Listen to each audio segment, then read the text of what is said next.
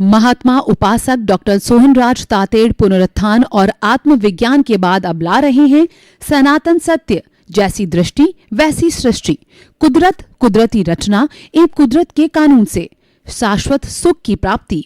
Log in करें www.drsohanrajtated.com, YouTube channel doctor Sohanraj Tated, play store से download करें mobile app doctor Sohanraj Tated.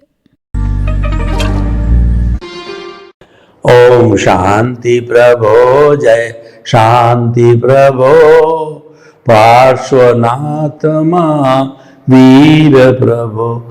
ओम शांति प्रभो, जय शांति प्रभो, पार्श्वनाथ महावीर प्रभो। ओम शांति प्रभो, जय शांति प्रभो, पार्श्वनाथ वीर प्रभु।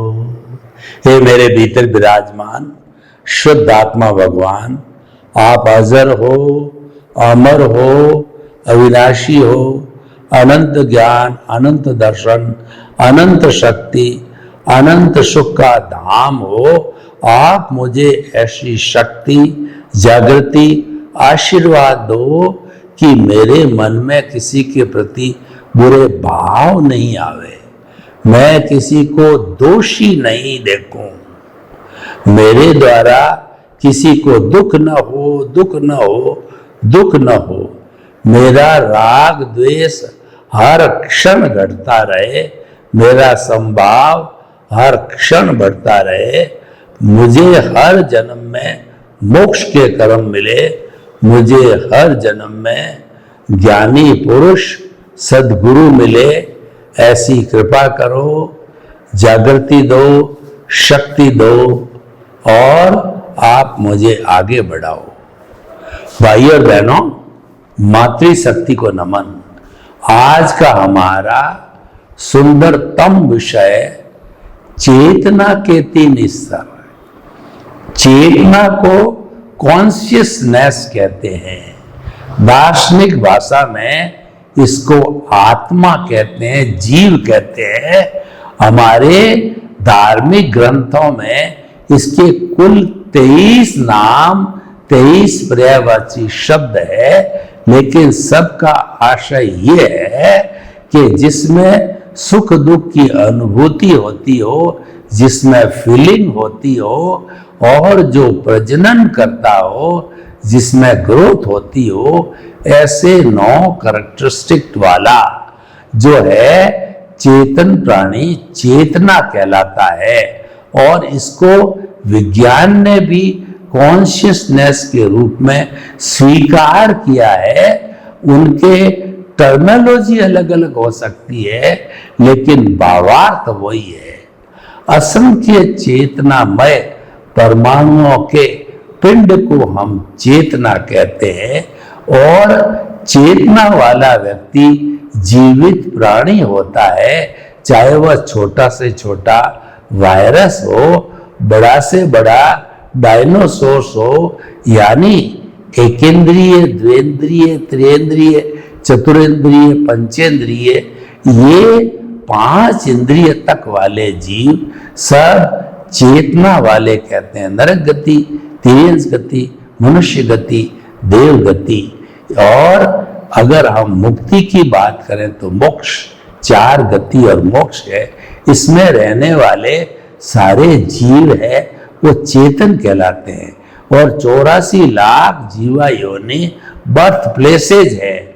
अगर उनका वर्गीकरण करें तो 7 लाख पृथ्वी का है, 7 लाख अप का है, 7 लाख तेजस का है, 7 लाख वायु का है, 10 लाख प्रत्येक वनस्पति का है, 14 लाख साधारण वनस्पति का है, 2 लाख बेंद्रिय, 2 लाख त्रिएंद्रिय, 2 लाख चतुरेंद्रिय, 4 लाख नारकी, 4 लाख देवता और 14 लाख मनुष्य की जाति, 4 गति, 84 लाख जीवा योनि के प्राणियों पर किसी के प्रति राग द्वेष आया हो, किसी को कष्ट दिया हो तो शुद्ध अंतःकरण से बारंबार खमत कामना। ये 84 लाख जीवा योनि बर्थ प्लेसेज है। आत्मा की संख्या असंख्य अनंत है, चेतना के लिए कहा गया है कि भूत भविष्य वर्तमान में नरक गति, तिर्यंच गति, मनुष्य गति, देव गति, एकेंद्रिय से पंचेंद्रिय तक 84 लाख जीवा योनि और मोक्ष सभी को मिला करके चेतना आत्मा की संख्या एक भी न घटती है न बढ़ती है, वो मात्र रोटेट होती है अपने कर्मों के अधीन। नरक गति, तिर्यंच गति, मनुष्य गति, देव गति है, उसमें घूमती रहती है। आपने देखा होगा कि पुराना जो सिस्टम था रेलवे का, उस रेलवे के अंदर सिग्नल देने के लिए, गाड़ी को रवाना करने के लिए जो है 24 गोले डाले जाते थे एक साइज के।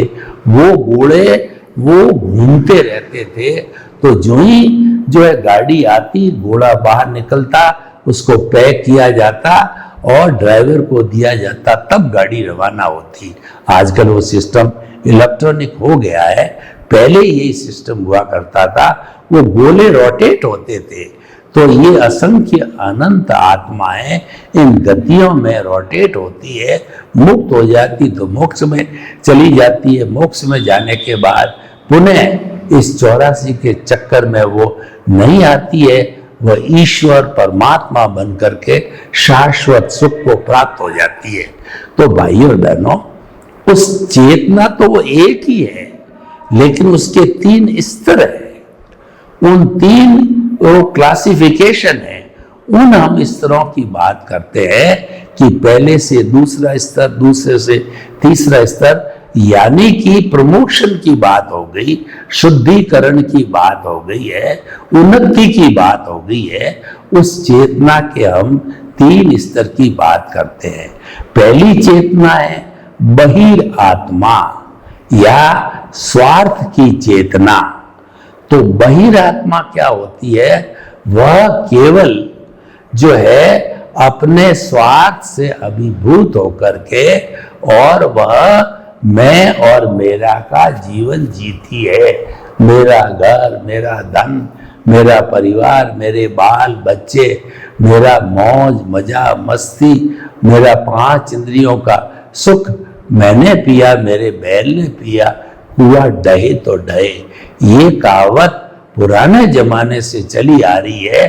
पहले चरस से पानी निकाला जाता था, तो पहले बड़ी बड़ी जो है एवड़ हुआ करती थी, यानी बकरियां वगैरह भेड़ें होती थी, उनको पिलाने के लिए कुएं पे लाया जाता था, और कुएं पे पानी पी लिया, तब वो स्वार्थी व्यक्ति होता है, वो जब रवाना होता है तो कहता है अब मेरी बला से भली, हुआ डहे तो डहे, मैंने और मेरे जो है जानवरों ने पानी पी लिया।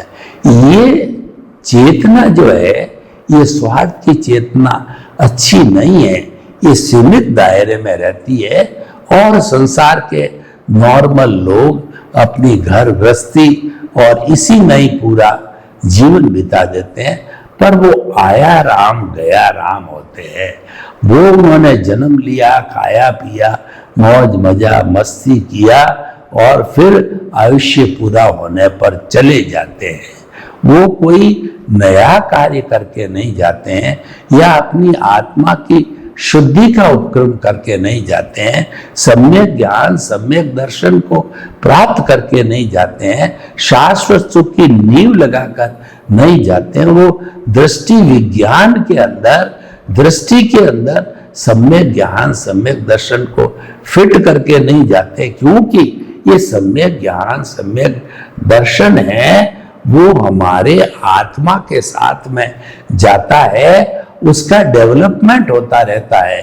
और जो जो उसका डेवलपमेंट बढ़ता है, जो जो अज्ञानता समाप्त होती है, तो ये फुल्ली डेवलप्ड हो जाता है, 100% अज्ञानता 0 हो जाती है, और आत्मा सिद्ध बुद्ध और मुक्त बन जाती है। ग्राफ है, डेवलपमेंट सम्यक ज्ञान दर्शन का हुआ, तो उसके साथ साथ में हमारी जो अज्ञानता कार्बन शरीर है, उसमें टर्बुलेंस होता है, और उसमें जो कर्म चिपके हुए होते हैं वो शिथिल पड़ करके झड़ने लग जाते हैं। भगवान ने 2 तरह के धर्म बताए, एक तो संवर धर्म और एक निर्जरा। संवर का अर्थ होता है कि त्यागना, निर्जरा का अर्थ होता है dissociation of the Karma from the Karman शरीर। तो जो है वो हमारा ये सबसे बड़ा संवर क्या है, प्राणी मात्र को दुख न हो, मैं ऐसा व्यवहार करूं कि किसी के प्रति दुख न हो और दुनिया के हर प्राणी को निमित्त निर्दोष करता और शुद्ध आत्मा समझो। No ownership, no doership. जो ऐसी चिंतन वाला, ऐसे भावों वाला व्यक्ति होता है, वह व्यक्ति जो है वह अपने भावों की शुद्धि कर लेता है। तो इसीलिए जो है ये सबसे बड़ा संवर है। और जब हर संवर के साथ में निर्जरा होती ही है, अलग से करने की जरूरत नहीं होती है। निर्जरा अलग भी होती है, इसीलिए निर्जरा दो तरह की है, एक तो सकाम निर्जरा, दूसरी अकाम निर्जरा। सकाम निर्जरा तो संवर के साथ होती है और अकाम दृष्टि विज्ञान का पालन करने से होती है। और अकाम निर्जरा जो होती है वह से कष्ट सहिष्णुता, सहनशीलता के साथ में होती है। पेड़ पौधे है, ये सर्दी गर्मी बरसात सहन करते हैं। पशु है, पक्षी है, हर जलवायु को सहन करते हैं। ये सहनशीलता, व्यक्ति जो है खुद सहन करता है सब परिस्थितियों को, ये सहनशीलता है, ये अकाम निर्जरा कहलाती है। इससे कर्म जड़ते रहते हैं। और सकाम निर्जरा तो संवर के साथ होती है। जहाँ संवर है वहाँ सकाम निर्जरा अवश्य ही होगी। इसीलिए जो हमारे अज्ञान शुद्धि का जो सबसे बड़ा मार्ग है वह संवर है, और संवर साधना है, और निर्जरा उसकी निष्पत्ति है, शुद्धिकरण है, वो निष्पत्ति है। तो भाइयों बहनों, हम जो बात कर रहे थे चेतना के स्तर की, तो पहला जो स्तर है वो तो बहिरात्मा है, वो जो है वो स्वार्थ की चेतना है। अब देखिए कि ये जन्म जन्मांतर में हम इस चेतना के अंदर जी रहे होते हैं। किसी समय में हमारा पुण्योदय होता है, हमारा भाग्योदय होता है, तो हमको सद्गुरु या ज्ञानी पुरुष मिल जाते हैं।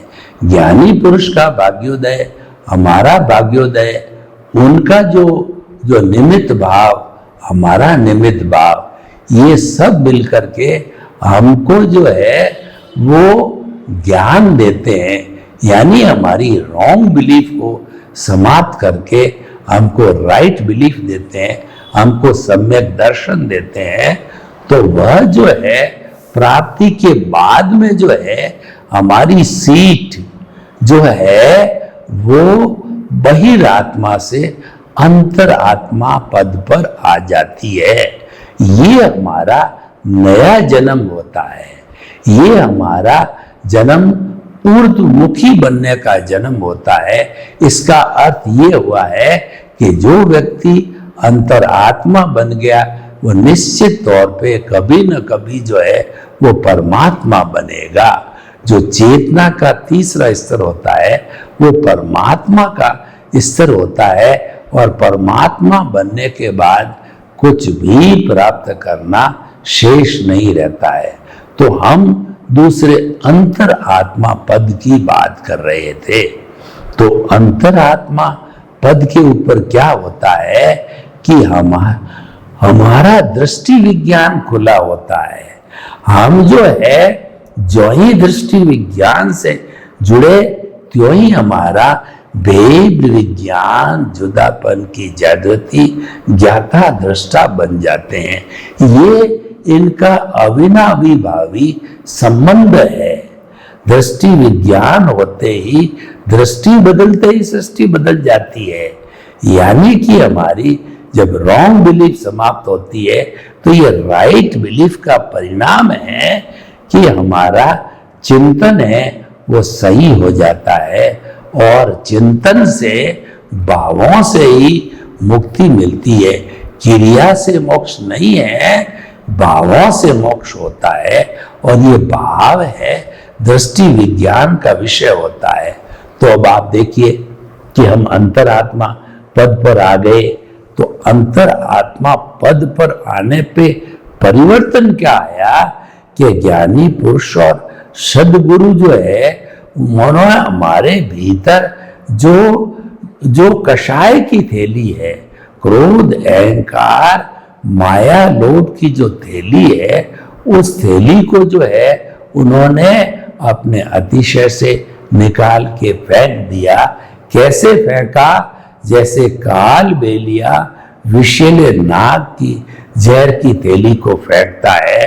काल बेलिया पुंगी बजाता है तो बड़े बड़े विषैले नाग उस पुंगी के जो संगीत के सारे नाचने लगते हैं।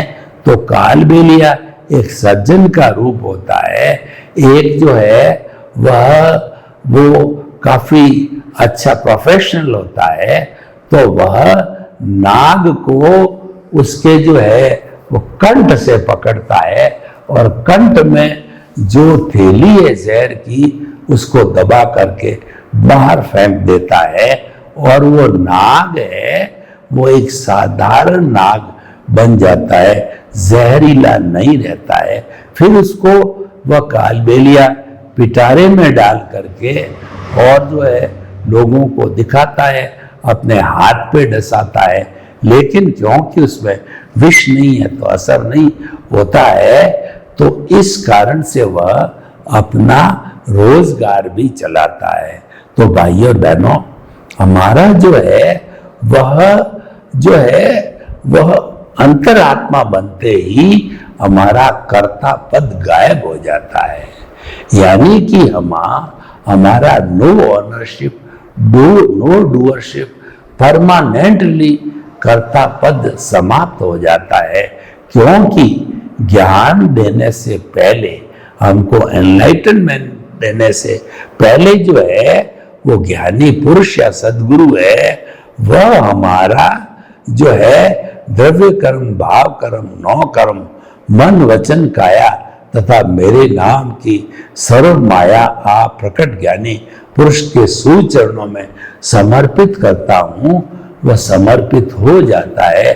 उस समर्पण के बाद ही वो हमारे को निमित्त बना देता है, और निमित्त बनने के साथ साथ हमारे में नई दृष्टि पैदा हो जाती है। हम जगत के हर प्राणी को निमित्त, निर्दोष, अकर्ता और शुद्ध आत्मा देखना चालू हो जाता है। यह ज्ञान का प्रभाव है। ये हमारी रॉन्ग बिलीफ समाप्त होकर के राइट बिलीफ का प्रभाव होता है। ये दृष्टि विज्ञान का प्रभाव है। ये सम्यक ज्ञान, सम्यक दर्शन का प्रभाव है। यानी कि जब एक बार व्यवस्थित रूप से ये कार्य हो जाता है तो फिर हमारा भटकाव नहीं होता है। हम स्नेह 4 भव, 5 भव, और ऐसा बताया जाता है कि 15 भव अंतिम भव होता है, उसमें मुक्ति तो अवश्य मिलती है। तो भाइयों और बहनों, हम आपको चेतना के 3 स्तर की बात कर रहे थे। अंतरात्मा स्तर की बात चल रही है। ये हमारा जो कहना चाहिए ये ब्रिज है। अंतरात्मा टर्निंग पॉइंट है। यहाँ पर चेंज आता है। रेलवे का जहाँ जंक्शन होता है वहाँ पर 3-4 दिशाओं में ट्रेन जाती है, तभी उसका नाम जंक्शन है। तो ये जो हमारा जो है ये टर्निंग पॉइंट है। ये टर्निंग पॉइंट यानी हमारा बहिरात्मा से अंतरात्मा बनने का अर्थ ये हुआ कि हमारे को इस पद में बिठाया तो हमारा चिंतन है वो बदल जाता है। हमारा चिंतन है वो जो है वो ऊपर की ओर हो जाता है, आत्मा का ऊर्ध्वमुखी हो जाता है, और हम ऊपर ही ऊपर यानी परमात्मा की ओर देखने लग जाते हैं। परमात्मा बनने की कोशिश के अंदर लग जाते हैं। देखिए, हम अंतरात्मा से परमात्मा कैसे बनते हैं, वो बनने का जो हमारा साधन है वह है सनातन सत्य को जानना। सनातन सत्य का अर्थ होता है यूनिवर्सल ट्रुथ, सार्वभौम सत्य, दुनिया की अल्टीमेट रियलिटी है। हम सनातन सत्य के माध्यम से जो है लोगों को देते हैं, और हमारा जो आधार है वो कुदरत, कुदरती रचना और कुदरत का कानून आधार होता है। उसके आधार पे हम लोगों को जो है वो रॉन्ग बिलीफ समाप्त करके वो राइट बिलीफ देते हैं। तो जब राइट बिलीफ प्राप्त हो जाती है तो हमारा चिंतन भी सही हो जाता है, और हम जो है वो हमारा जो भुगतान चल रहा है वह भुगतान ऑटो मोड से चलता है। यानी हमारी जो प्रतिष्ठित आत्मा का जो डिस्चार्ज प्रतिष्ठित आत्मा भाव है वह तो भुगतान है, उसको कोई रोक नहीं सकता, उसको भगवान भी नहीं रोक सकते हैं, वो तो चलता रहता है। भगवान महावीर ने जब दीक्षा ली तो उन्होंने अवधि ज्ञान से देखा कि मेरे कर्म जो है मेरे से पहले के 23 तरह के कर्मों से अगर मैं तुलना करूं तो मेरे कर्म भारी है। और उन्होंने अवधि ज्ञान से देखा कि मेरा जो है केवल ज्ञान होने का 12.5 वर्ष बाकी है साधना काल। तो उन्होंने जो है दृष्टि विज्ञान को पकड़ा, उन्होंने अपने मन वचन काया रूपी शरीर को घोषरे किया कि मैं इसकी सार संभाल नहीं करूंगा, चाहे तिर्यंच हो, चाहे मनुष्य हो, चाहे जो है देवगति का कोई प्राणी आए इसको काटे पीटे, मैं जो इसकी परवाह नहीं करूंगा। और वास्तव में उन्होंने नहीं की, वो आत्म प्रदेशों में आरूढ़ हो गए। और ऐसी परिस्थिति में जो ग्वालों ने उनके दोनों कानों में कीले ठोके और उनके दोनों पैरों पर जो है वो अंगीठी लगा करके और जो है अपना भोजन बनाया। कई बार उनको जो है डाकू समझ करके वो सूली पर चढ़ाया गया, हर बार सूली टूटती रही। चंड कोशिक सर्प ने उनको डसा, वह सामान्य व्यक्ति को डसता है तो आदमी मर जाता है। संगम देवता ने एक ही दिन के अंदर 20 बड़े बड़े मारणांतिक कष्ट दिए। अगर एक कष्ट भी हमको दे दिया जाए तो हम जिंदे नहीं रह सकते। भगवान महावीर स्वामी ने इन सब चीजों को सहन किया क्योंकि उन्होंने दृष्टि विज्ञान के अंदर जो है अपने सम्यक ज्ञान दर्शन को पुष्ट करते रहे और केंद्र में अपनी आत्मा को बिठाया कि मैं शुद्ध आत्मा हूं। और जो महावीर का ये पुतला है, मन वचन काया से मुक्त, ऐसा मैं शुद्ध आत्मा हूं, क्योंकि वह तो प्रतिष्ठित आत्मा डिस्चार्ज मोड में अपने आप उदय प्रारब्ध के अधीन और कुदरत के संजोग जुटाने का दिन जुड़ी रहती। वहां आपकी कोई सत्ता नहीं चलती है, चाहे आप वहां रहो या नहीं रहो। और हम अगर इसके साथ मिल जाते हैं तो मिलने पर जो है फिर राग द्वेष की वृद्धि होती है। तो इसीलिए मन वचन काया से मुक्त, ऐसा मैं शुद्ध आत्मा हूं।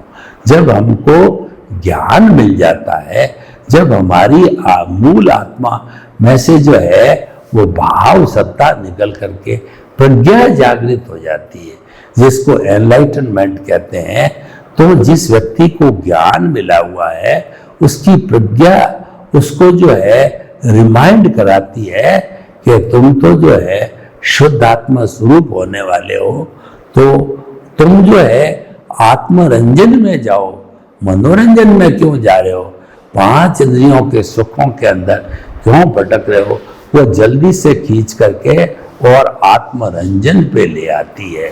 तो भाइयों और बहनों, ये सारा जो है इस प्रज्ञा की मॉनिटरिंग से होता है, तो हमारा जो दूसरा जो है वो अंतरात्मा पद से हम धीरे धीरे जब अज्ञान का नाश करते जाते हैं तो अज्ञान का संपूर्ण नाश होता है, तब हम परमात्मा बनते हैं।